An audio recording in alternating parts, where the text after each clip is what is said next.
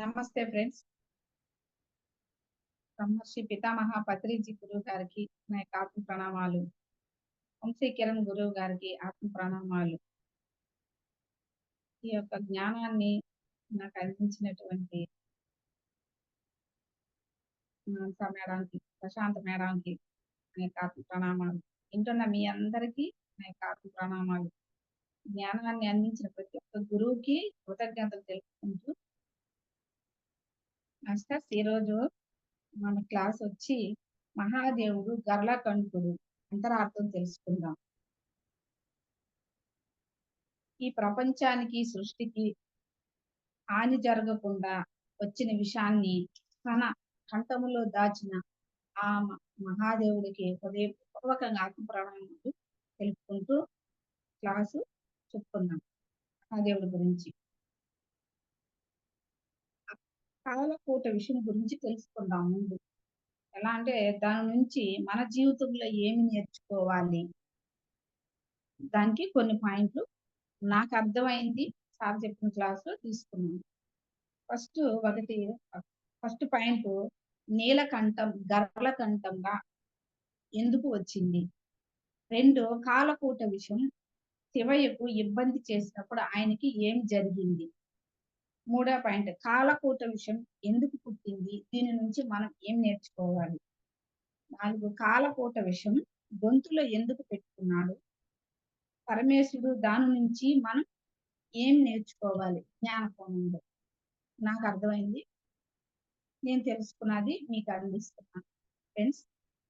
First, నీలకంఠుడు గర్లకంఠుడుగా ఎందుకు వచ్చింది, ఆయనకి ఎందుకు వచ్చింది, దీని గురించి మనం పురాణ కథలు తెలుసుకుంటే పాల సముద్రాన్ని చిలుకుతాడు. చిలికినప్పుడు అక్కడ మందర పర్వతాన్ని తీసుకొచ్చి కవంగా చేసుకొని వాసుకిని తాడుగా చేసుకొని దేవతలు రాక్షసులు ఆ పాల సముద్రాన్ని చిలుకుతారు. అంటే మనం పెరుగు చిలికితే వెన్నెల వస్తుందా అలా చిలుకుతారు. అది ఎందుకు చేస్తారంటే ఆ యొక్క అమృతం కోసం.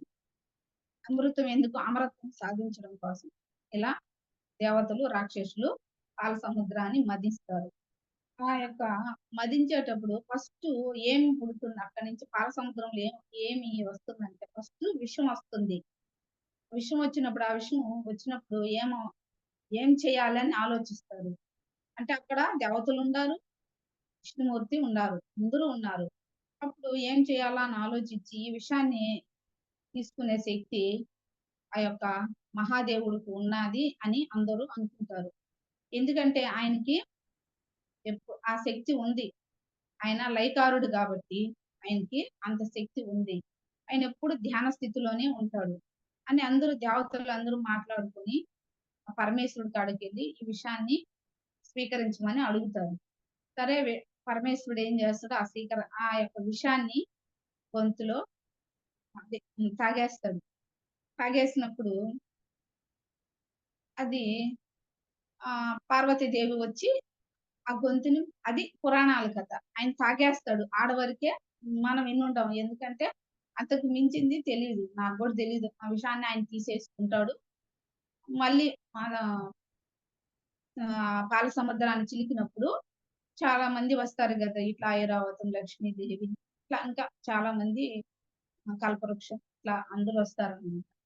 ఇప్పుడు మనం దీన్ని ఎలా నేర్చుకోవాలి, ఇంకా సారు చాలా అద్భుతమైన జ్ఞానాన్ని అందించున్నారు ఇక్కడ. అది మింగేసినప్పుడు ఏమవుతుంది, ఆమె ఆయనకి అంత శక్తి ఎక్కడి నుంచి వచ్చిందంటే ఆయన ధ్యానం చేయడం వల్ల ఆ శక్తి ఆయనలో ఉంది కాబట్టి అంత ధైర్యంగా ఆ విషయాన్ని తీసుకున్నాడు. ఆయన లయకారుడు కాబట్టి ఆ శక్తిని ఆయన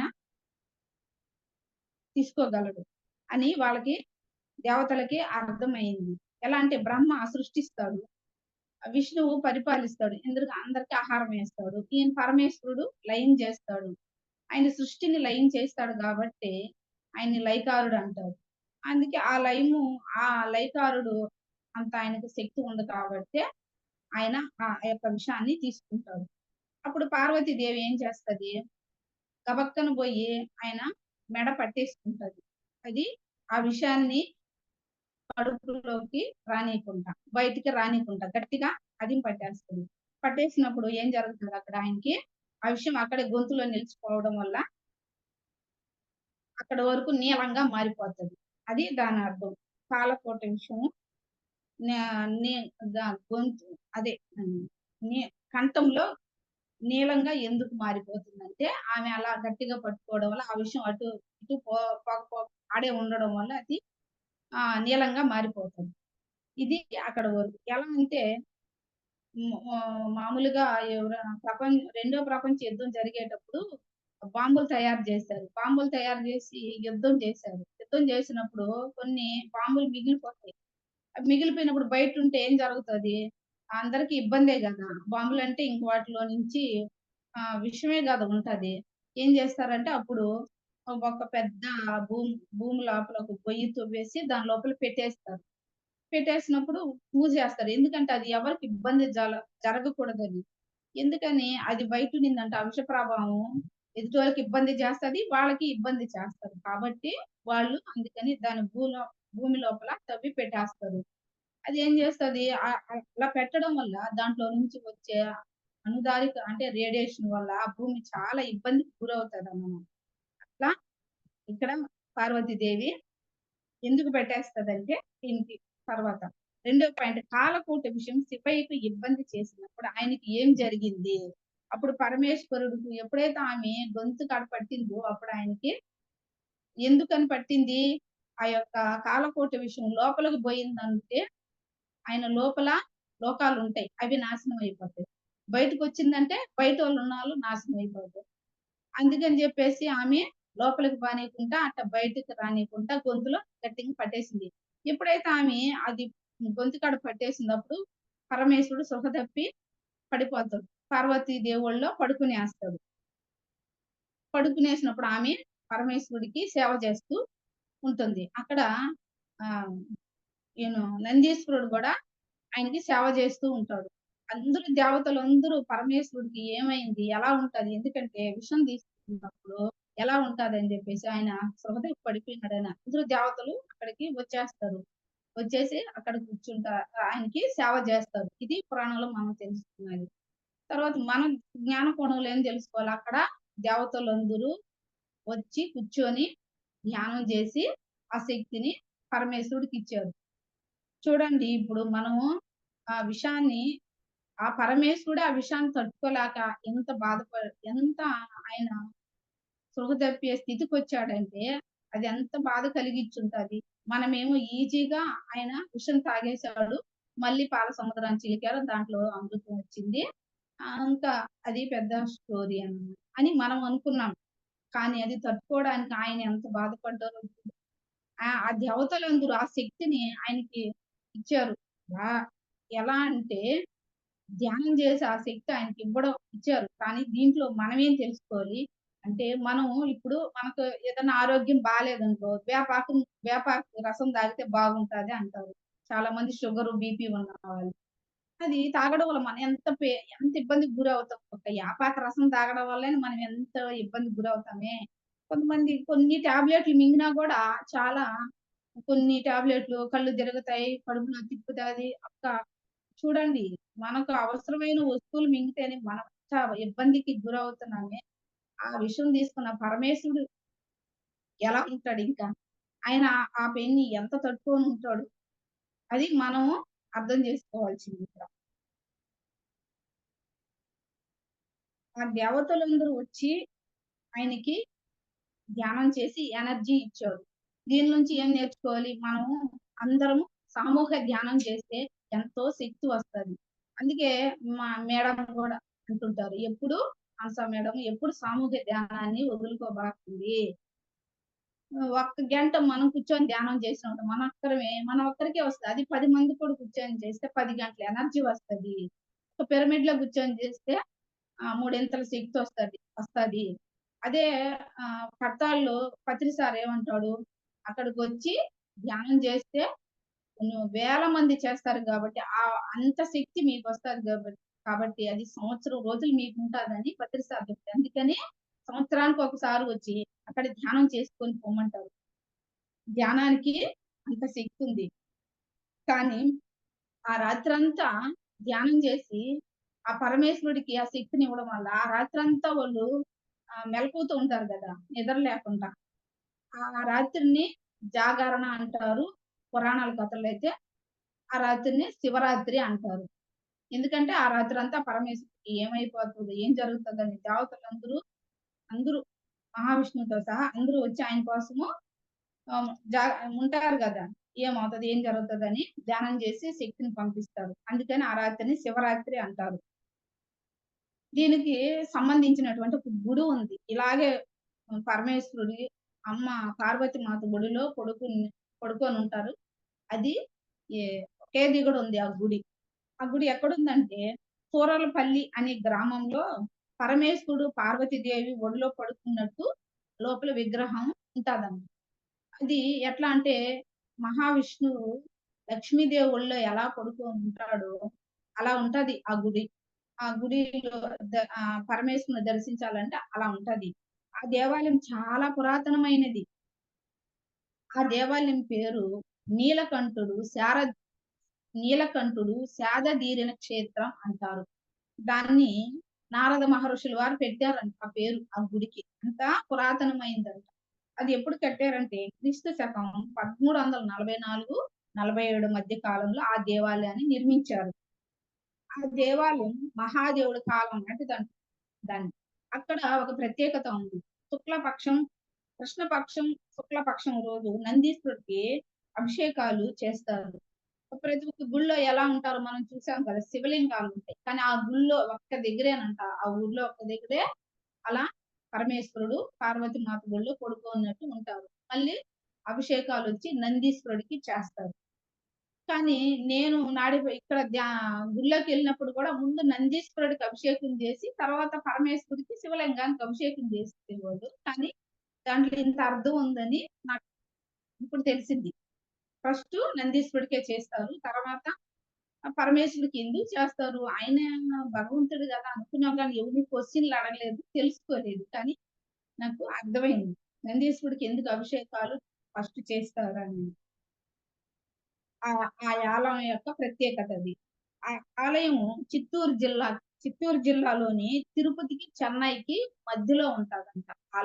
ఆలయము చిత్తూరు జిల్లా చిత్తూరు జిల్లాలోని తిరుపతికి, చెన్నైకి మధ్యలో ఉంటది. ఎవరైనా వెళ్ళేవాళ్ళు ఎళ్ళొచ్చు, చూడొచ్చు. ఆ ఆలయం గురించి ఇంకా వివరాలు కావాలంటే అది సూరలపల్లి అని నెట్‌లో కొడితే చాలా దొరుకుతది. దాని గురించి ఇంకా అని సార్ చెప్పారు. ఎవరైనా పోవాలనుకుంటే పోయి చూడొచ్చు. పాల సముద్రం హ్మ్. చిలకటం అంతటితో ఆగిపోలేదు గదా! ఆగిపోల. మళ్ళీ ఇంకా మదనం చేశారు. మదనం చేయడం వల్ల అక్కడి నుంచి ఏమొచ్చింది? ఐరావతం, కల్పవృక్షం, కామధేనువు, వజ్రాయుధి, లక్ష్మీదేవి ఇంకా వచ్చాయి. కానీ ఐరావతం, కల్పవృక్షం, కామధేను, వజ్రాయుధం గురించి కొంచెం జ్ఞాన కోణంలో తెలుసుకుందాం. ఐరావతం గురించి తెలుసుకుందాం ఫస్టు. అనగా దృఢమైన శరీరము, ఎంత బరువునైన మోయగల శరీరము, ఎంత బరువైన అడ్డంకినైనా తొలగించగలిగే శరీరము, ప్రతి విషయాన్ని శ్రద్ధగా ఆలాకించే తత్వము. అంటే మంచి విషయాన్ని చెవులతో చాటంత చేసుకొని ఇనాలి. అందుకే ఆయనకి పెద్ద చెవులుంటాయి ఏనుగుకి. ఇప్పుడు వినాయకుడికి గూడా ఆ యొక్క అందుకే అంత జ్ఞానం ఉంటది అని చెప్తుంటారు. అంటే చెవులతో బాగా వినాలి. ఇని లోపలికి మననం చేసుకోవాలి. అప్పుడే మనకు జ్ఞానం వస్తది. ఇనేసి వదిలేస్తే ఏమీ రాదు.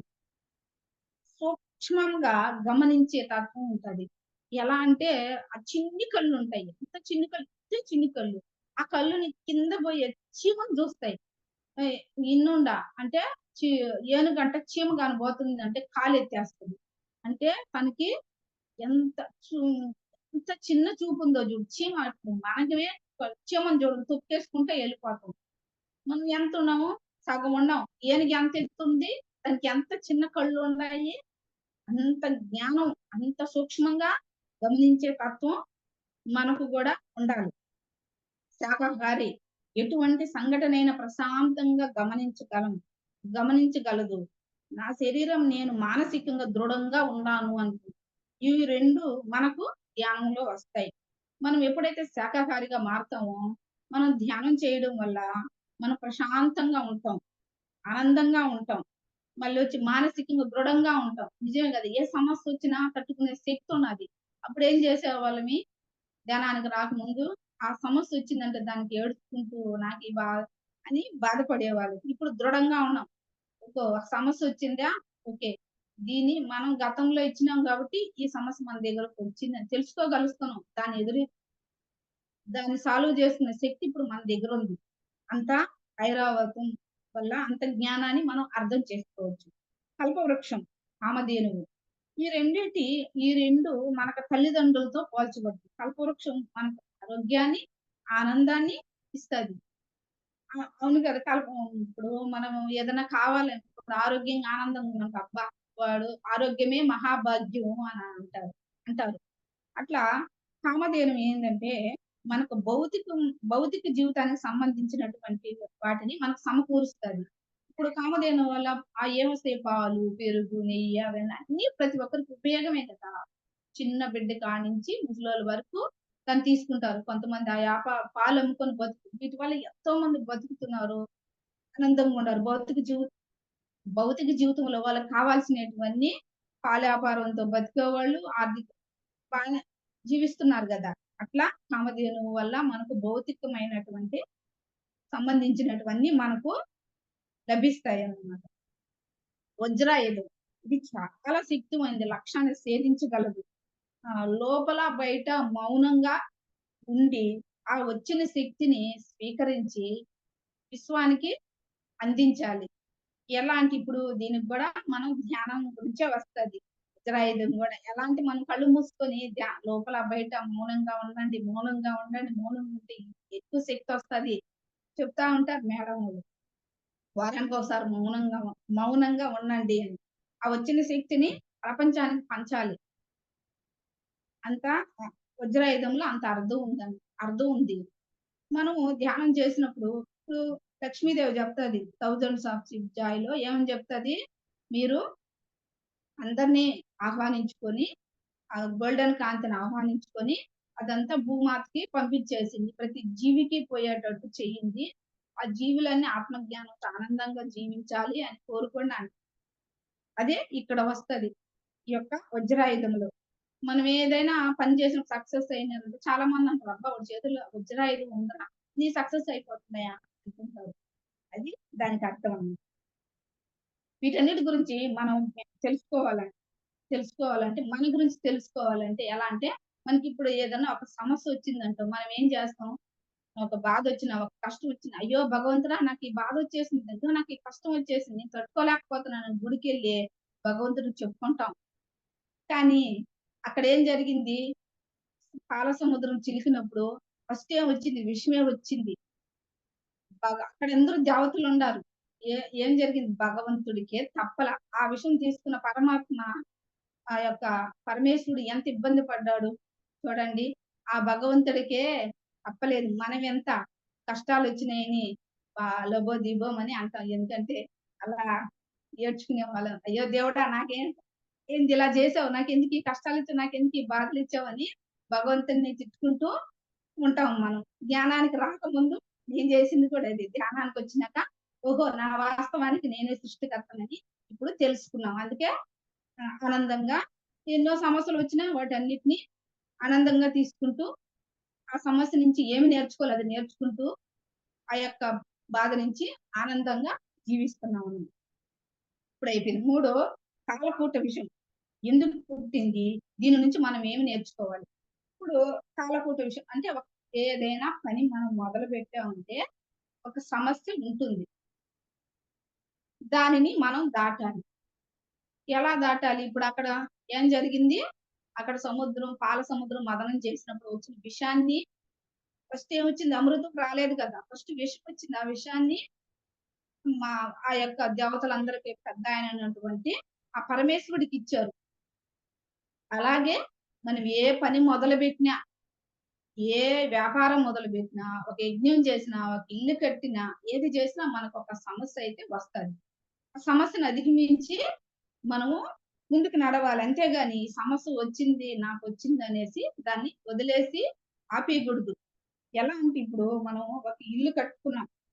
ఒక ఇల్లు కట్టుకున్నప్పుడు ఎవరో ఒకరు కబ్జా చేయొచ్చు. లేదా మా స్థలంలోకి మీరు కట్టేస్తున్నారు అనొచ్చు. లేదా ఒక ఇసక కట్టేటప్పుడు సిమెంట్ పడిందని గొడవ చేయొచ్చు. ఇలా ఎవరో ఒకరు ఏదో ఒకటి చేస్తూ ఉంటారు. మనం ఏం చేయాలి? ఓకే. వచ్చినా గూడా ఆ సమస్యని వాళ్ళకు అర్థమయ్యేటట్టు చెప్పి దాని నుంచి బయట రావాలి. ఇలా మనం ఆ ఇంటికి ఒక సమస్య వచ్చిందని వదిలేయకుండా, ఆ సమస్య నుంచి మనం అధిగమించే మన పని మనం చేసుకోవాలి ఇక్కడ. లేదు మనకు దాని గురించి ఒక కుటుంబం ఉంది. ఆ కుటుంబంలో ఒక సమస్య వచ్చింది. ఆ కుటుంబానికి ఒక పెద్దాయన ఉంటారు. పెద్దాయనంటే ఆ కుటుంబంలో జ్ఞానం ఉన్న వాళ్ళకే గదా! ఎవరైనా బాధ్యతనిస్తారు.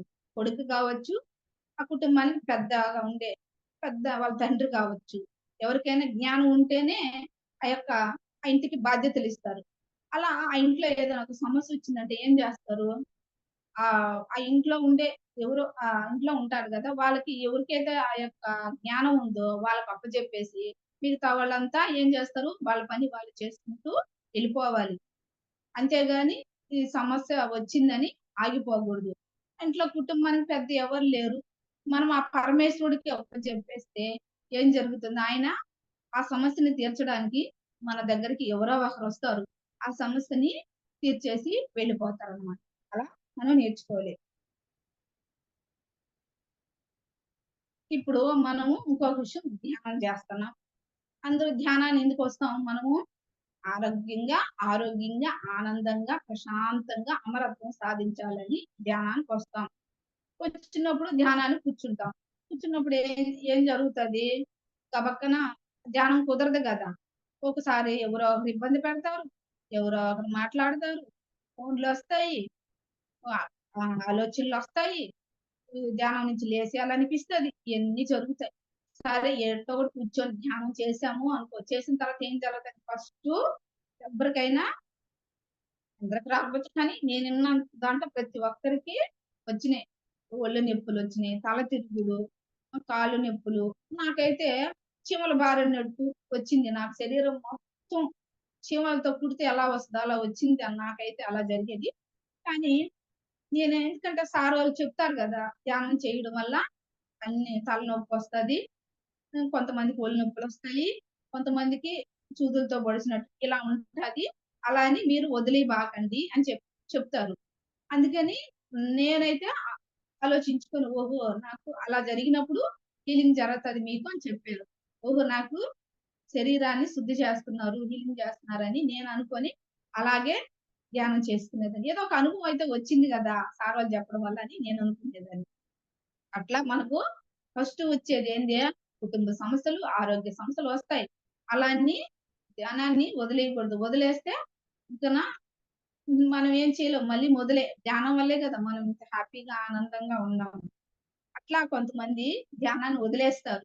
ఎందుకంటే నాకు సమస్యలొచ్చేసాయి. నాకు ఆరోగ్యం ఇబ్బందిగా ఉంది. చాలా మంది అదే అన్నారు. కొంతమంది ఇక్కడ గూడా అదే అన్నారు. ఆ ధ్యానం చేయడం వల్ల నాకు తల తిరుగుతుంది, తలనొప్పులొస్తున్నాయి, లేనిపోని జబ్బులొస్తున్నాయని గూడా చాలా మంది చెప్పారన్నమాట. అలా చేసుకొని చాలా మంది ధ్యానాన్ని గూడా వదిలేసారు. ఎలా అంటే ధ్యానం చేయడం వల్ల మనకు ఏం తెలుస్తుంది? ప్రశాంతంగా ఉంటున్నాం. ఎవరన్నా మనల్ని ఇబ్బంది పెట్టారనుకో, మనం ఏం చేస్తున్నాము? ఓహో! వీడు ఇబ్బంది పెడుతున్నారంటే, మనం గతంలో ఏదో వీడికి చేశాము. అందుకే వీడు ఇబ్బంది పెడుతున్నారని మనం అర్థం చేసుకున్నాం. అర్థం చేసుకొని గమ్మునయిపోతున్నాం. వాడేమన్నా అన్నా సర్దుకుపోతున్నాం.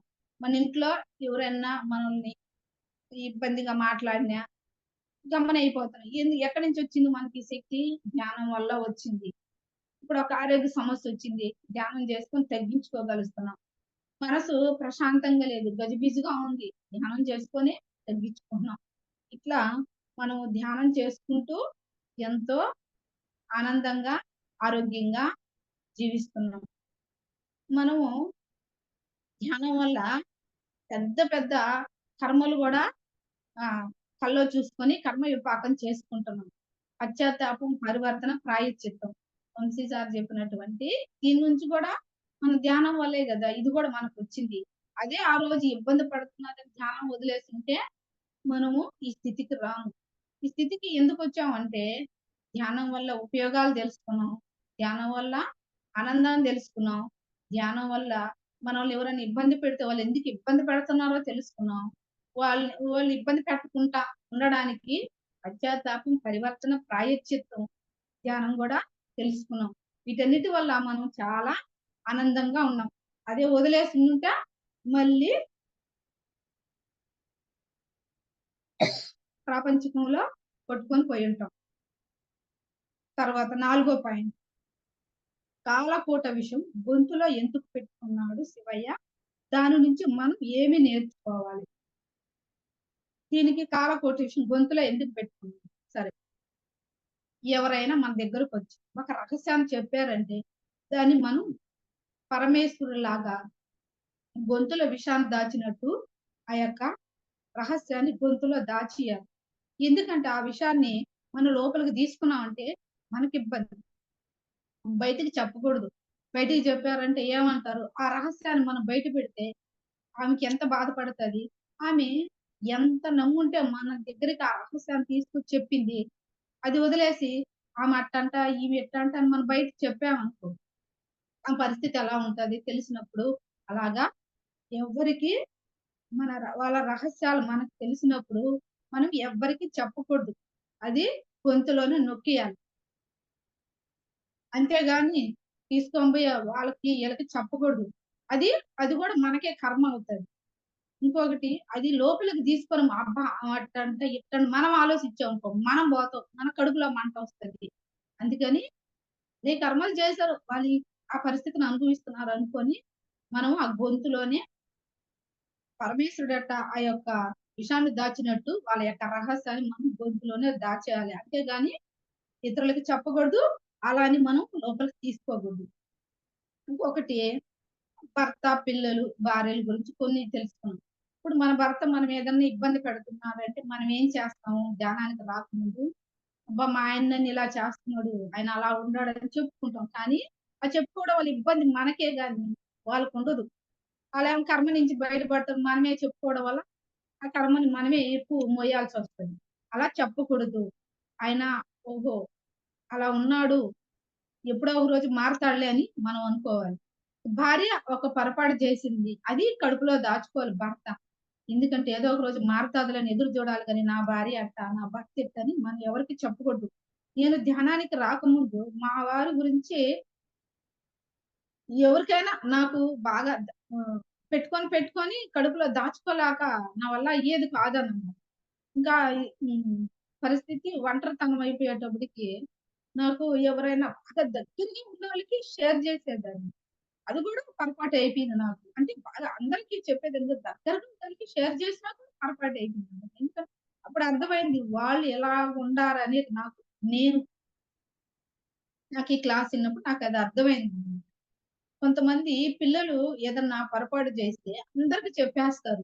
చెప్పడం వల్ల అంటే దాచుకోలేక తల్లికి చెప్పుకుంటారు. ఎవరినన్నా ప్రేమించినా, వాడు ఎవరైనా లవ్ లెటర్ రాసినా, తల్లికి చెప్పినప్పుడు కొంతమంది తల్లులు వాళ్ళ గురించి బయట పెట్టేస్తారు. అలా పెట్టడం వల్ల పిల్లలు చనిపోయారు. అది నాకైతే తెలీదు. క్లాస్ ఇన్నాకే అర్థమైంది నిజంగానే. అలా ఎలా చేస్తారబ్బా! అని అనిపించింది. నేనైతే అలాంటియి చూడలేదు. మాకు పొరపాటు చేసిన సమర్థించిన తల్లులనే చూసాను గానీ, ఇదిలో పెట్టే తల్లులనైతే నేను చూడలేదు. అత్తలైతే చేస్తారని తెలుసు గానీ, తల్లులు చేస్తారనైతే నా వరకు తెలీదు. నేనైతే ఇనలేదు. అట్లా మన బిడ్డ ఏదైనా పొరపాటు చేసిందంటే, అది మనం కడుపులో దాచుకోవాలి.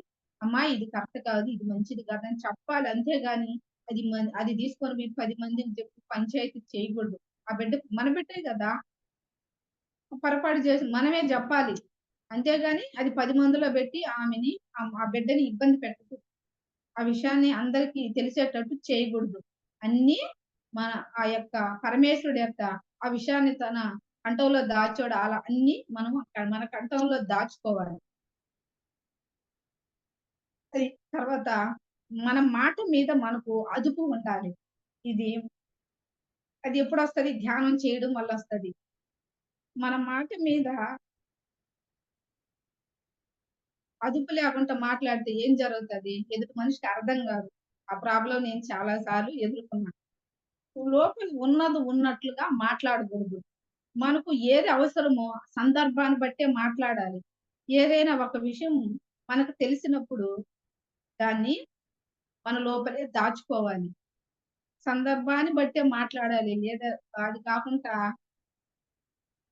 ఏది పడితే అది మాట్లాడేస్తే ఎదుటి మనిషి ఎలా ఇబ్బంది పడతాడో మనం అర్థం చేసుకోవాలి. అంతేగాని మన లోపల ఏదుందని అది మాట్లాడేయకూడదు. మౌనంగా ఉన్న మౌనంగా ఉంటే మనకు ఎనర్జీస్ బాగా రావడం వల్ల, ధ్యానం చేయడం వల్ల ఇలాంటివి మనం చేయగలం. ధ్యానానికి రాకముందైతే ఎవరు అలా చేయలేము. తెలీదు. అంత జ్ఞానం గూడా లేదక్కడ. ధ్యానం చేయడం వల్ల ఇలాంటివన్నీ అర్థం చేసుకున్నాం అన్నమాట. ఇప్పుడు ఒకటి ఒక విషయం మనకు తెలిసిందనుకో, అది నిజమా? అవసరమా? ఉపయోగమా? అని ఆలోచించి మాట్లాడాలి. ఒక ఎవరన్నా ఒకరి గురించి ఒక చెడుగా తెలిసింది. ఓకే. నిజమే. ఏమైపోతది? అవసరమా? ఆ విషయం గురించి మనం అందరికి చెప్పడం అవసరమా? దానివల్ల ఏం ఉపయోగం ఉంటది? అని ఆలోచించుకొని దాన్ని వదిలేయాలి. ఇనేసి ఎవరన్నా మనకు అలాంటి విషయాలు తెలిసినప్పుడు ఇనేసి వదిలేయాలి. అంతేగాని అవన్నీ మనము లోపల పెట్టుకోకూడదు. అట్లని ఎవరికీ షేర్ చేయకూడదు. గొంతులో నొక్కేయాలి. లేదంటే వదిలేసేయాలి. ఇదంతా మనం తెలుసుకున్న తర్వాత మనం ఎలా ఉండాలి? ఇతరులతో ఎలా ఉండాలి? అని మనం తెలుసుకోవాలన్నమాట. అయి ఎప్పుడొస్తాయి? జ్ఞానం, సత్యన సాంగత్యం, సేవ వల్ల పశ్చాత్తాపం, పరివర్తన, ప్రాయశ్చిత్తం. వీటన్నిటి వల్ల మనము ఆనందంగా, ఆరోగ్యంగా జీవిస్తాము. ప్లస్ ఒకరి విషయాలు ఒకరు చెప్పము. ఎందుకంటే ఇప్పుడు మనకు ఒక సమస్యొచ్చిందనుకో, ఆ సమస్యను మనం ఏం చేస్తాము? ఆధ్యాత్మిక వ్యక్తులకు గాని చెప్పుకున్నాం అనుకో, వాళ్ళకి తెలుసు. మనం కౌన్సెలింగ్‌లో మన లోపల ఉండేదంతా చెప్పించుకుంటారు. ఎందుకంటే క్లియర్ చేయడానికి చెప్పించుకుంటారు. అంతేగాని ఎదుటోళ్ళకి చెప్పడానికి చెప్పమనరు. అట్లే జ్ఞానం లేనోళ్ళకి చెప్తే ఏం జరుగుతది? వాళ్ళు అందరికి చెప్తారు. ఎందుకంటే వాళ్ళకి తెలీదు. అది చెప్పడం వల్ల అది ఎంత కర్మ అవుతది. వాళ్ళకి తెలీదు. వాళ్ళని తప్పు పట్టకూడదు మనం. అది చెప్పేస్తారు. సహజంగా అది ఉంటది జ్ఞానం లేని వాళ్ళ దగ్గర. అలా మన సమస్యలు మనము ఆధ్యాత్మిక వ్యక్తులకి చెప్పుకోవాలి. అంతేగాని అందరికి చెప్పుకోవడం వల్ల మనమే అల్లరి పాలవుతాం. ఇబ్బందులకు గురి అవుతాం. అట్లా అన్నమాట. ఇప్పుడు ధ్యానానికొచ్చినాక నేను నేర్చుకున్న పాయింట్లు కొన్ని మీకు చెప్తాను. నాకు భయం ఎక్కువ ఉండేది. మాట్లాడే విధానం అస్సలు రాదు. నోట్లో నుంచి మాట అస్సలు రాదు. అంత గడగడగడ వణికిపోతా. చిన్న పిల్లలతో మాట్లాడాలన్నా భయపడేదాన్ని. ఇంకోటి ఏదైనా చిన్న విషయం జరిగినా ఎగ్జైట్‌మెంట్ నాకు. మా పిల్లలు గూడా అదే మా పిల్లలు అంటారు, "నీకు ఎక్సైట్‌మెంట్ ఎక్కువ. దాన్ని తగ్గించుకో" అంటారు. అవి ఉండేది. ఇన్నుండేయి నా దగ్గర. మాట్లాడేవి మాట మీద ధ్యాస గూడా లేదు. దాన్ని ఇప్పుడు నేర్చుకోవడానికి ప్రయత్నిస్తున్నాను.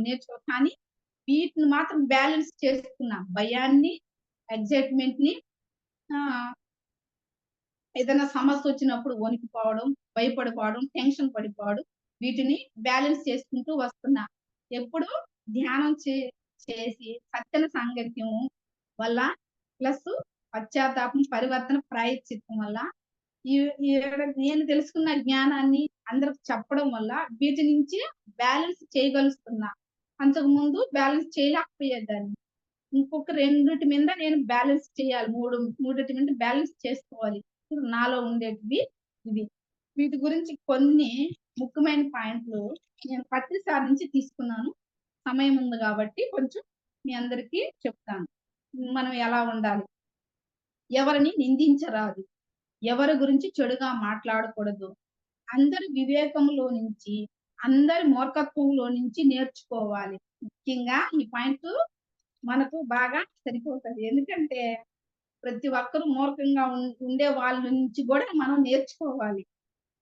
తర్వాత మన అంతరంగములు ఎప్పుడు నిశ్శబ్దంగా ఉండాలి. మనకు చెప్తానే ఉంటారు. లోపల మౌనంగా ఉండాలి, నిశ్శబ్దంగా ఉండాలి. అప్పుడే అనేది మనకు జ్ఞానం వస్తదని. అది చెయ్యాలి. నేనైతే ఇంకా ముఖ్యంగా చేయాలని అనుకున్నాను. మౌనంగా ఉండాలి. మౌనంగా ఉంటే మనము కూడా నీలకంఠులుగా మారిపోతాము. అంతే గదా! ఆయన ఎప్పుడు ధ్యాన స్థితిలో మౌనంగా కూర్చొనుంటాడు. ఆ శక్తిని తీసుకొని ఆయన నీలకంఠుడుగా మారిపోయినాడు. అంతే కదా! ఆ విషయాన్ని తన గొంతులో దాయడం వల్ల ఆయన గరళకంఠుడుగా మారిపోయాడు. ప్రతి క్షణం సహజంగా జీవించాలి. అనంతమైన బాధలను, విశేషమైన అవమానాలను అవలోకగా చిరునవ్వుతో భరించాలి. నిజమే గదా! అనంతమైన అవమానాలు, బాధలు చిరునవ్వుతో ఇప్పుడు ఇప్పుడు చేస్తున్నాం. ధనానికి రాకముందైతే దుఃఖాలతో, బాధలతో, ఏడుపుతో చేసేవాళ్ళమి. ఇప్పుడైతే చిరునవ్వుతో తీసుకోగలుస్తున్నాం. కొద్దిసేపు ఉంటాది. ఉండకుంటే అయితే ఉండదు. ఆ కొద్దిసేపు వదిలేసినాక ఆనందంగా ఉంటున్నామనమాట. మన వ్యక్తిత్వాన్ని కోల్పోకూడదు. నిజమే గదా! నీ వ్యక్తిత్వం అంటే అదే చాడీఖోరు మాటలు చెప్పడం, గొడవలు పెట్టించడం ఇలాంటివి ఉంటే వ్యక్తిత్వాన్ని కోల్పోకూడదు. అందరితో సహజంగా జీవించాలి. అందరితో సహజంగా ఎలాంటి వాళ్ళైనా మనకు చెప్తారు గదా! వాడు మాంసం తినేవాడా? వాడు దుర్మార్గుడా? అంటే ఎవ్వరి గురించి ఇలా జడ్జి చేయకూడదు. సహజంగా జీవించాలి. ఎలాంటి వాళ్ళైనా ఉన్నవాడా? లేనోడా? అని ఆలోచించకూడదు. కులమత భేదాలు పట్టించుకోకూడదు. అలా అందరితో కలివిడిగా, ఆనందంగా, సంతోషంగా జీవించాలి. ప్రతి ఒక్కరిలో పరమాత్మను చూడాలి. అప్పుడు అందరిలో మనం సహజంగా జీవించగలం. ఎప్పుడు తలదించుకొని బ్రతకకూడదు. అదే ఏదో ఒక పనులు చేసి దొంగతనాలు ఏదో ఉంటాయి గదా! అవన్నీ చేసి తలదించుకొని మనం బ్రతకకూడదు. తల ఎత్తుకొని బతకాలి. ఎప్పుడొస్తది ఆ స్థితి మనకు ధ్యానం చేయడం వల్ల, ఎదుటి వాళ్ళకి సహాయం చేస్తాం. ఎవరన్నా ఏమన్నా వాళ్ళ స్థితి అంతేలే అని జెప్పేసి మనము ఎళ్ళిపోతా ఉంటాం. మనల్ని ఎవరెవరన్నా గమ్మున ఎళ్ళిపోతూ ఉంటాం. అంతకుముందైతే ఎవరన్నా అంటే ఏం చేస్తాము? తిరిగి అడుగుతాము. లేదంటే ఏడుస్తాం. నేనైతే ఏడుస్తా. ఎవరిని ఏమనను కానీ ఏడ్చేదాన్ని నేను.